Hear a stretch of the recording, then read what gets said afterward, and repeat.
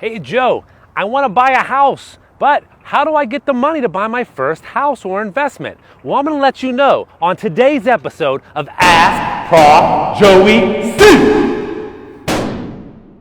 The best way to buy your first house is the traditional way.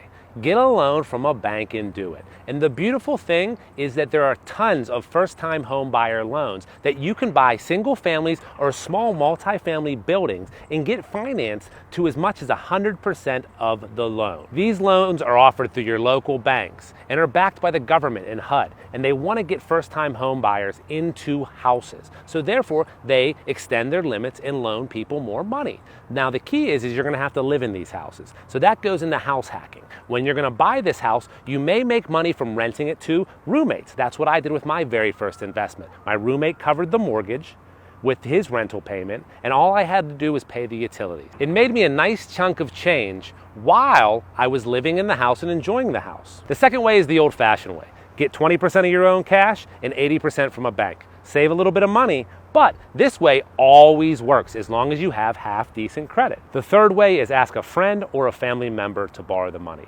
Everyone thinks asking for money is such a bad thing. It makes you look needy. No, it makes you look upwardly mobile. You're trying to purchase a home.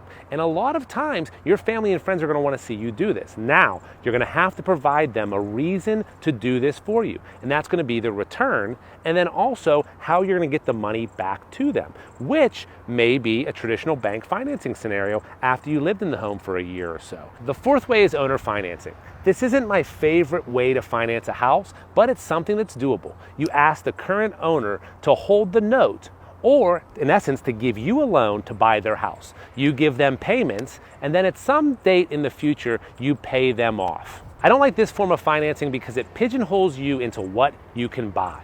If you can only buy houses that the owner is willing to finance you on, you're gonna limit your supply and not be able to go after the best possible deal.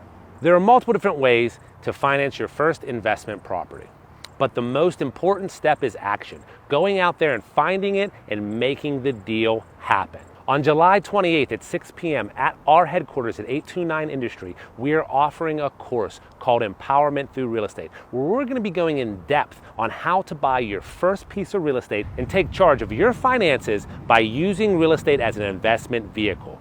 All proceeds from this course will be donated to the Southside Bears Youth Football Organization. Check the links out below of why this is such a great cause. But the information that you're going to get from this course is going to empower you to make things happen. I hope to see you there.